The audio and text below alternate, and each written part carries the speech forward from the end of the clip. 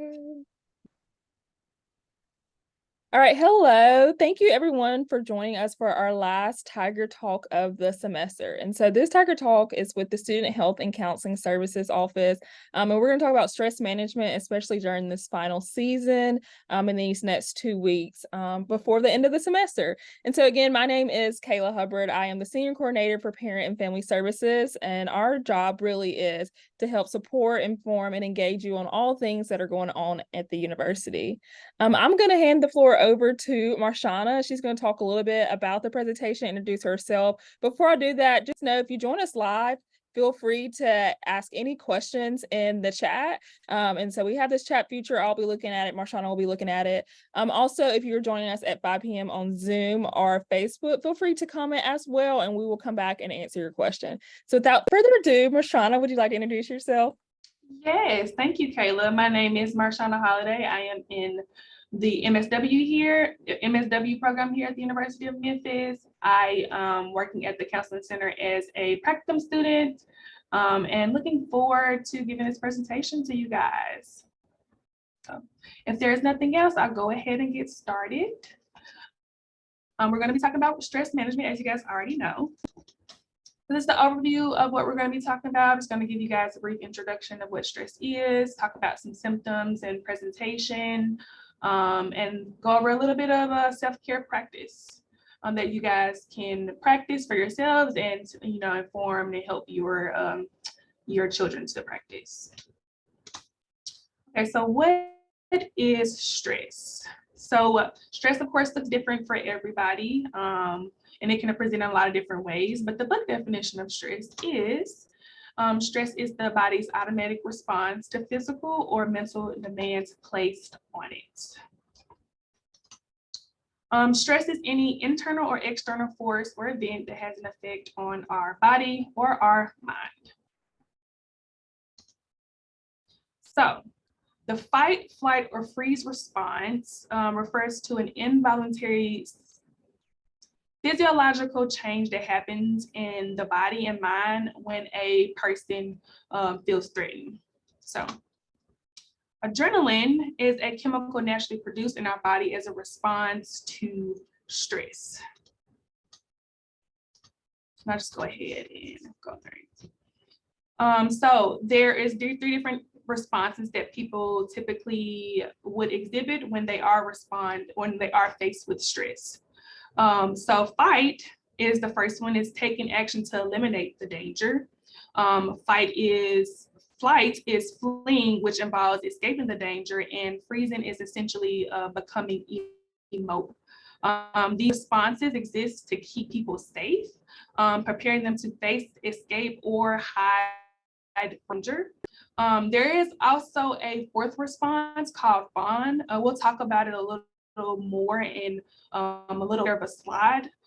Fawning, but just give you a definition of what it is. It just involves pleasing the person who represents a threat in order to prevent harm or diminish harm.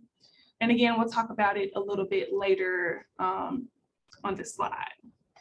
So some triggers, something that might trigger these different psychological responses are embarrassment and fear. So an example of this could be, an example of how embarrassment could trigger this response. I don't know if you guys, I'm pretty sure people have all seen a movie in which someone's in the middle of a cafeteria and they get pants or something, they just freeze. Like they just stand there and they're kind of completely immobilized. So that is an example of how that will present, how that freeze response would present. And some symptoms that are associated with these different responses: increased heart rate, dizziness or lightheadedness, shaking, racing thoughts, nausea, the butterflies in the stomach, sweating, difficulties concentrating, rapid or shallow breathing, and tense muscles.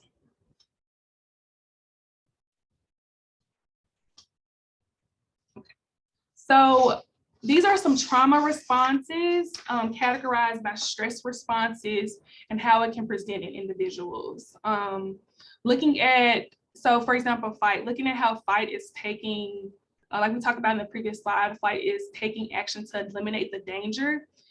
This is how it can present in a practical sense as a maladaptive trauma response.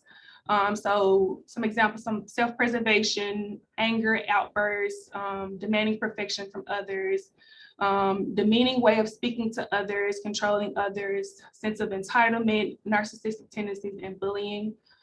These are all trauma responses that are associated with that fight response. And in flight, again, is basically running away from the problem or running away from the threats. And these are the trauma responses associated with that. Associative or compulsive tendencies, feelings of anxiety or panic, workaholic, you are working in order to run away from whatever the threat is, or in this sense, run away from whatever the issue is. Of course, can't sit still, can't relax, running around, perfectionism, and overachievement. Perfectionism is an example of flight because there is a deep-rooted issue as the reason why people have perfectionism or overachieving, and instead of actually addressing and doing the work to try to figure out what that is, it presents as that as a trauma response. Again, same thing with freeze, feeling unreal, brain fog, spaced out, difficulty in making decisions, difficulty in taking action, wants to hide from the world, couch potato. I know finals, a lot of times freeze could be one of those things that students can kind of fall into that category. When there's so many things that's going on, they're so overwhelmed, it is easy to become inhibited by that, to become paralyzed by that. So that is a very common trauma response, stress response. And then fawn, we talked about that earlier, is the fourth psychological response. It's people pleasing, loss of self, codependent relationships, having little to no boundaries, easily exploited by others, flattering others, can't speak up for themselves. So these are an example of how these different trauma responses are categorized into the psychological responses of course, flight, freeze, and then the fourth one, fawn. Okay, so pros and cons of stress. So there is a common myth that all stress is bad, when in actuality, that's not true. Not all stress is bad. In fact, good stress is actually vital and essential for healthy living, okay? Stress helps you meet your daily challenges and motivates you to reach your goals. Ultimately making you smarter, happier, and a healthier person. Moderate levels of stress may actually improve performance and efficiency. So stress is necessary. There is a such thing as good stress. All stress is not bad. In fact, if you have too little stress, as you can see, it may result in boredom or a shorter response to recognizing or dealing with stress. And then of course, we all know about bad stress. That is the one that is most commonly proliferated. Is too much stress may cause an unproductive anxiety level. So those are the pros and cons of stress. Okay, so identifying stressors. So the definition of a stressor is any event, experience, or environmental stimulus that causes stress in an individual. These events or experiences are perceived as threats or challenges to the individual and can be either physical or psychological. Also can be looked at as positive or negative. For an example, of a positive stressor is like if you were a member of a track team or a member of a sports team, having a big event on a championship, that's a positive stressor, because that is going to basically influence you and motivate you to perform.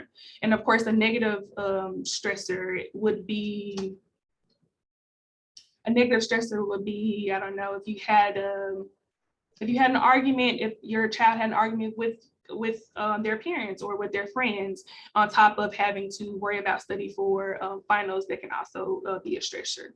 So these are questions. Again, this presentation was meant to be collaborative, but of course, it's only us three on here. So if you want to answer, Kayla, you can, but please do not feel obligated to. But just what stresses you out if you feel like answering? Yeah, I think I can answer a little bit since I'm taking a couple grad classes, and so I feel the stress with just looming with the end of the year papers due and everything that has, we've worked up to this point is becoming a big project for both of my classes. So it's like, am I going to have enough time to turn it in? I really probably didn't do as much as I should have done the semester. And so now I'm playing catch up. And I got like a week to turn stuff in. I'm like, oh, well, it's going to be a little hard to write this 25-page paper in a week. When I say I feel you on a very personal level, yes. So yeah, the same thing is stressing me out right now. The end of classes is I can't believe it is next Wednesday. And again, I have like 12 assignments. So they're definitely stressing me out. So I feel you. And then the follow-up question is, why is it stressing you out? Yeah, I think some of the time management part that I kind of talked about a little bit, I probably did not manage my time best for my classes this semester, but also even beyond that, I think, everybody wants to do well. So you're hoping that you can, get all your assignments turned in on time and write the paper in enough way where your professor thinks you're a little bit smart, hopefully, and that you can end up making a good grade in the class. Yeah, exactly. The same thing. It's stressing me out because you want to do well, you want to perform well, and you want to like put your best foot forward. So yeah, it's definitely school is a huge stressor for me right now. So thank you for sharing. Thank you for participating. Okay, these are some typical stressors: obligations, school obligations, obligations at work, obligations within relationships, again, and in finances is also a stressor. Major life changes, graduating for a lot of people, it's definitely a stressor because you're like, what's next? Health issues, again, we talked about workplace obligations and school obligations. And then social stressors is a huge one for college students. I think the college environment is a very unique place where not only are they working to get a degree, but they're also establishing themselves in their identity, with their friends and socially. There's a lot of different like stressors that typically accompany a college student. It's a very unique place. Okay, so these are some of the symptoms of stress characterized by the different domains of wellness. I will not go through all of them, but I will go through some that is very typical and some that the most common ones. So for physical symptoms, headaches and nausea, muscle aches, trouble sleeping, and fatigue are physical symptoms of stress, things that you can like actually feel when you're feeling out stress. Different people, I think meditation and actually sitting, and we'll talk a little bit about some of the self-care practices later, but paying attention to your body, you'll be able to understand and feel like where you hold stress. Like for example, I hold stress in my chest and my stomach. So I know that's the physical, like I know that about myself. So I know even if I'm on go and I'm very, very busy, if I am feeling like my chest becomes tight or I'm feeling my stomach get those butterflies or feeling funny out of nowhere, then that is automatically like it's like a catalyst for me to sit back and take a step back and think like what's going on with me, especially like with school right now and everything is so busy. It's very hard. I mean, it's very easy to ignore some of those things. So, and then some emotional symptoms of stress, being overwhelmed, irritability, pessimistic attitude. Again, I see this typically with college students, this all or nothing thinking like, oh, I made a B or a C on this test, I failed, I suck. So emotional symptom of stress. And then cognitive symptoms, impaired concentration. When you have so many things to think about and worry about, sometimes it is hard to focus on one singular task. Trouble remember things such as homework and assignments or deadlines, chronic worrying, anxious thoughts, and then repetitive or unwanted thoughts. And then lastly, behavioral symptoms of stress, change in eating habits, change in sleeping habits. This is something that is very common and typical among college students.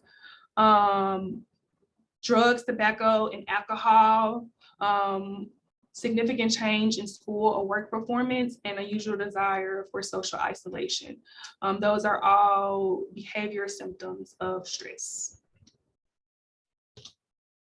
Okay, so benefits of stress management kind of goes without saying. Physical health and your physical health can be improved if you are able to effectively manage your stress, stabilization of emotions, and then improved focus. So managing stress is inevitable. Like it is not to say that you will never have stress or to strive for never being stressed out is an unrealistic expectation. It is a natural part of the human existence. However, it is also important to acknowledge that, but know how to manage that, to recognize that first and then manage it. Okay, so this is a very fancy and scientific slide, but essentially what is it saying? It's a fancy and scientific way of depicting the fact that heart rate and breathing being in sync and at a relaxed pace creates a more positive emotional responses. So the similar tracking of the feeling of positive emotions looks similar when the brain is experiencing alpha waves and the person is physically and mentally relaxed. But it's not just important to just be relaxed and have our heart rate low, but we also have to be positive and in a present state of mind, which is what basically the diagram is showing. So for example, you can be relaxed, but if you're not intentional with being relaxed, then your brain waves are going to look similar than when you're not relaxed. So it's speaking to this piece of being intentional about when you're relaxing, because when you're sitting back and you're watching TV and you're not being intentional about that, about those moments, you're still worried about and thinking about all the things that you're not doing when you're relaxing. A part of, just to share some disclosure, I have had a very hard time with this. So to make sure I'm getting my time and make sure I am implementing my self-care practices, I have an hour of Shauna time, where that time that I have, I'm relaxing. I'm not worried about nothing else. Of course, it's gonna come up, but I am being intentional about relaxing. And because I'm being intentional about relaxing, it makes for a more relaxing state, if that makes sense. That's essentially what this slide is trying to depict. Very fancy, very scientific, but that's what it is in a nutshell.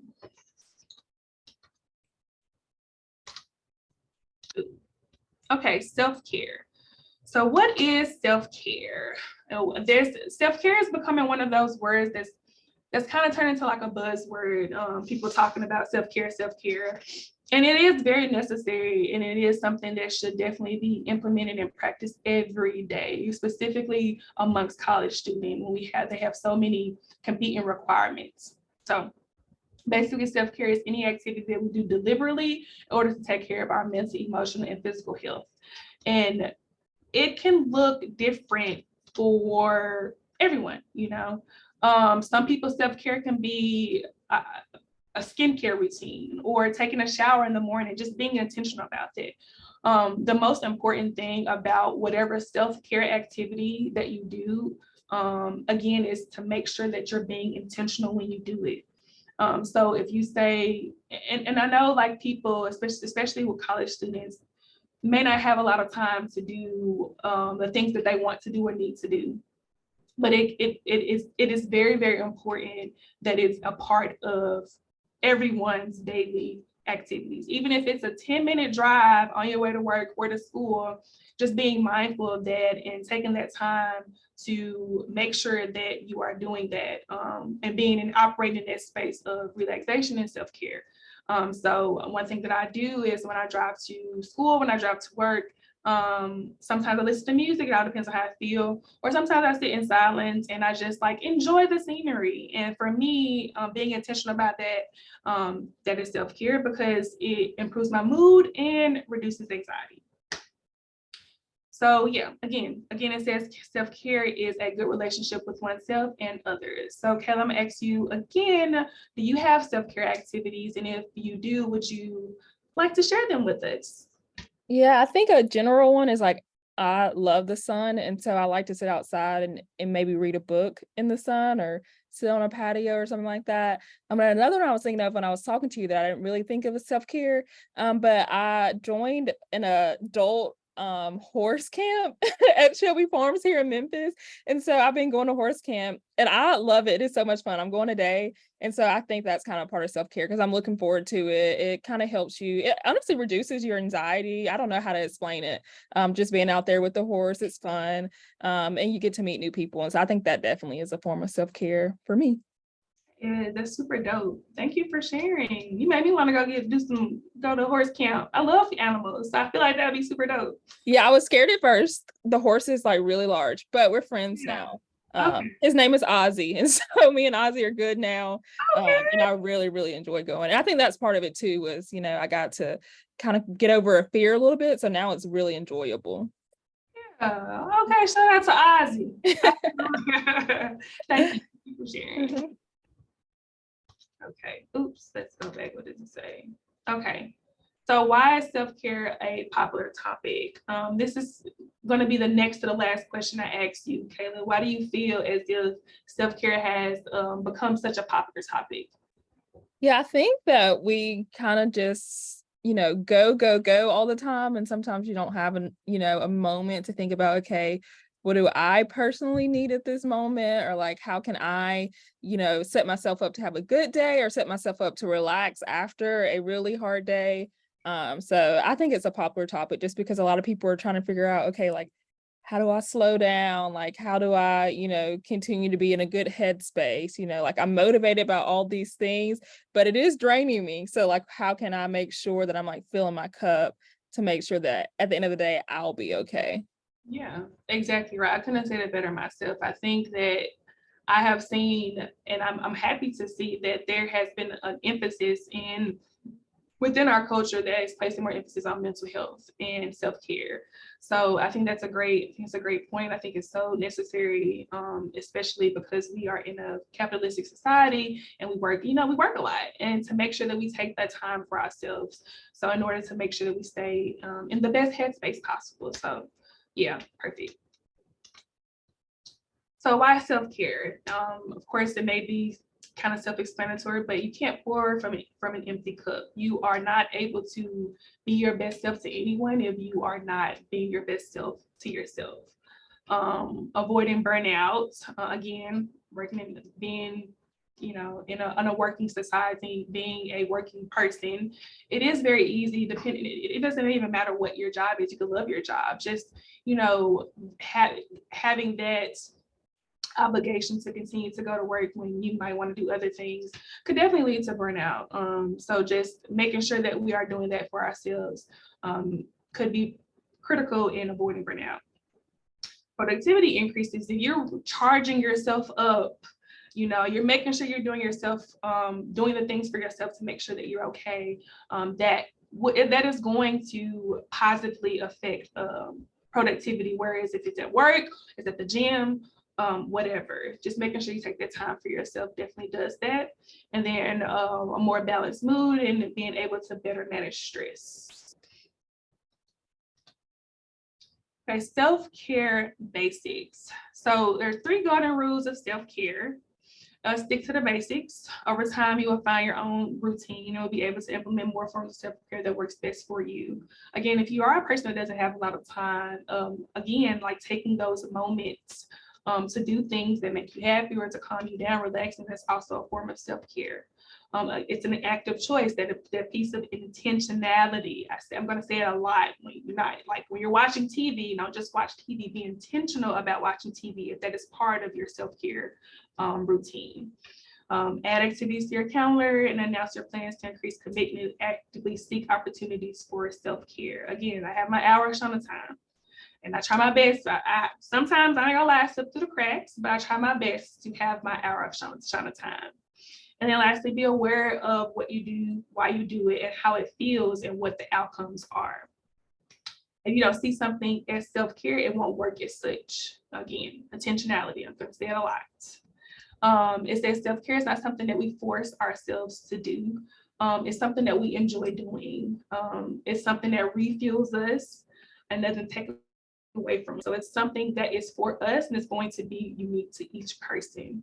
So if your self-care is going to the gym, even though some people else see that as a task, that, you know, that's you. That's your self-care practice that is unique and individual to you. Okay. So it says take care of physical health, exercise, balanced diet, managing time effectively, creating space for our hobbies and interests, and getting enough sleep and rest. And those are just some basic human self-care things that we should all strive to do.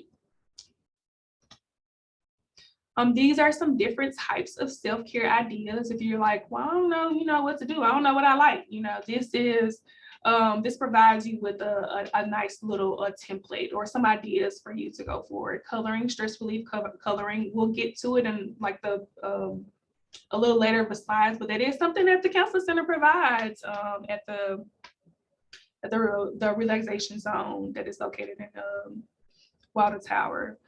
So coloring, loving an animal, walking on your animal, kissing on your animal, that could be one. Exercise, disconnect from the internet or connect from the internet, you know, if that's something that you enjoy doing, you know, of course, do it within moderation. Don't be on there all the time, but, you know, if that is something that is a part of your self-care practice, being intentional about doing that. Journaling, reading a book. So these are just some examples of self-care. And then on the left side of the slide, it has self-care again that is categorized by those domains of wellness. So physical, emotional, social, and spiritual. And then they have it broken down into personal space, financial, and work. So some examples of physical self-care, again, is walking, eating healthy food, yoga. Some examples of spiritual self-care, time alone, meditation, yoga, nature. Like Kayla said, she likes to sit outside in the sun, journaling, and having a sacred space. So sometimes, you know, like, especially if you have a job where you're working with a lot of people, sometimes self-care can just be sitting by yourself and just chilling. And that is very valid. Some social self-care, boundaries, college students definitely, you know, should definitely practice social self-care, establishing boundaries, positive social media usage, communication, asking for help can all be parts of social self-care. And then emotional stress management, compassion, and kindness. So these are some self-care techniques. We're not going to, on a couple other slides, they'll talk about practicing. Obviously, we're not going to practice here, but I'll definitely give you guys kind of just a brief overview of some of these different techniques. So mindfulness, breathing techniques, meditation and guided imagery, progressive muscle relaxation, and aromatherapy are some of the ones that I'm going to be briefly going through and just giving you an example of. And they're techniques that you can use and you can take back to your children to use to kind of to help them move and thrive through finals. Okay, so the first one is mindfulness. Mindfulness is basically being aware and being in the present, in the here and now, and not being overly reactive or overwhelmed by what's going on around us. Mindfulness techniques can be found stemming from various religions, cultural, and spiritual practices throughout history, particularly in Buddhism and Hinduism. It's about paying attention to the present moment and experience without judgment. The goal is to be fully present, aware of where we are, what we're doing right now, and not, again, being overly overwhelmed about what's going on with us. Mindfulness is definitely something that could be beneficial to help with going through finals, focusing on what's going on right now and not worrying about all of the things that's going on the outside. So, one technique. The other is breathing technique. This is the one that is most popular amongst people. I know some people be like, oh, it's such a hippie thing to do. It doesn't work. It works. You know, try it. Definitely try it. So when you're breathing, though, you breathe in through your nose and out through your mouth through 4, 7, and 8-second breathing is what they say. So you're breathing in, and as you're breathing in through your nose, your belly should be expanding. So seeing your belly expand, and then when you exhale, it should contract. I use breathing daily. Breathing I use breathing daily. It helps me get through my day. So definitely one that is a very good, quick, and easy thing to kind of help you manage stress. Again, so it's breathing in, count to 4 or 5, and then breathe out again, count to 5 to 6, 7 to 8. And just do that a couple times. Meditation and guided imagery. So the definition of meditation is taking charge of your mind, and guided meditation is utilizing your senses to help visualize and experience the meditation. So there's a few apps that you can use there. I know Calm is one that is very popular, and they have a free version of a guided, or you can go on YouTube to go do my guided meditation. I would definitely recommend guided meditation first for individuals that are not used to meditating, because meditating is one of those things that people like, oh, I don't know if I'm doing it correctly. So if you are interested in doing meditation, guided meditation may be a good starting point for you. But essentially, it's the act of giving your attention to only one thing, either as spiritual, religious activity, or as a way of becoming calm and relaxed. So a lot of people say like the goal of meditation is to not think about anything. I think that it's a very hard thing to do. So when I meditate, I like to use the analogy like, if a thought comes by, think of it as a leaf in the wind. You kind of like acknowledge it, see it, and just kind of let it float on by. Begin this meditation by. Okay, sorry, it was gonna like take you through the thing, but we're not gonna do that. And then progressive muscle relaxation. So you progressive muscle relaxation, you tense a muscle as you breathe in, and you relax them as you breathe out. You work on your muscle groups in a certain order. So when I do this, I start with my left foot, and then I work my way up. And when your body is physically relaxed, you cannot feel anxious. So practicing progressive muscle relaxation for a few weeks will help you get better at this skill. And in time, you're able to hopefully use this method to relieve stress. So essentially what happens, so I'll just use so you can visually see my hand. So you just basically tense it up, count for maybe 20 seconds, 15 to 20 seconds, or 10, and then you release it and you pay attention to that feeling. And you do that for different parts of your body in specific order. And then aromatherapy, fragrances in the oil stimulate the nerves in the nose and can send a signal to the part of the brain that controls memory and emotions, which again can relieve stress. There are certain types of oils that are beneficial at inducing certain type of emotions. So like, for example, lavender, chamomile, and bergamot helps with insomnia, migraines, and stress relief. And rosemary, eucalyptus, and basil improves energy, muscle pain, and lowers blood pressure. Lemon, grapefruit, and lime, and frankincense are known as mental stimulants, can help with depressed moods, and spearmint, peppermint, and ginger aid digestion and decrease nausea, or it can help help with anxiety. So those are all the different self-care techniques. Do I have any questions? That's all I have. And then further on, I'll go over the counseling center slides to kind of tell you guys about our services. So is there any questions? No? Great, okay. So counseling center, these are the services that we provide. We do individual and group therapy. We do couples, partners, roommates, friends therapy, family therapy, career counseling. We also do testing for disabilities such as ADHD and personality disorders for a fee. We do psychiatric medication services for individuals that do have insurance and individuals that don't. And we also offer telehealth and in-person services. Our team is comprised of psychologists, doctoral psychology interns, licensed clinical licensed clinical counselors and social workers, and doctoral and master's level student therapists. That's me.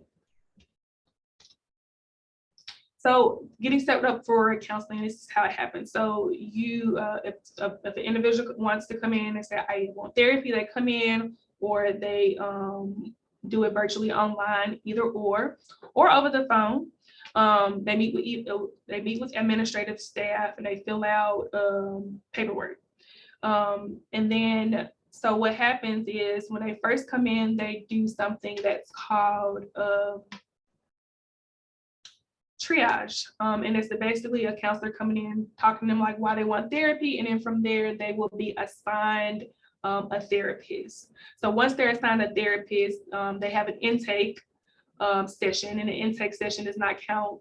Each student are allotted 6 counseling sessions per semester, which is great. And then the intake session, which is the first session, is gathering information that does not count as one of the 6 sessions. So that's essentially how it goes. And again, you can do it through telehealth, or you can do it in person as well.